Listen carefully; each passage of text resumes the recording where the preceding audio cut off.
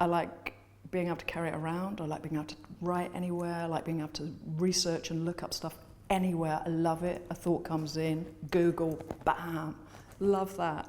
Love that ability to find knowledge, real or not real, at the click of a button, literally. I love that.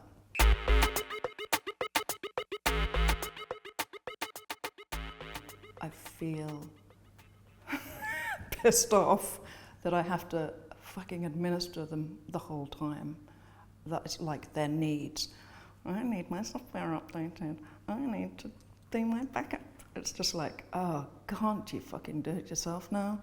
You know, that I feel animosity towards the computer, because it's like, you have meant, the mythology, the story was to make our lives easier at some point about this technological development. And in some ways they have, but in some ways they've turned us into administrative human robots almost around their needs. And at that point, I sort of disconnect from them. I'm like, well, I'll just let my emails build up because I really don't care if you've got 10 million inside you. So, you know, what is that? Like, I can't deal with that problem. It's too painful. You know, it's just like, I've got better things to do in my life. Self-cleaning, self-sorting, that would be the development in computer technology that would be the gift to humankind, as far as I'm concerned.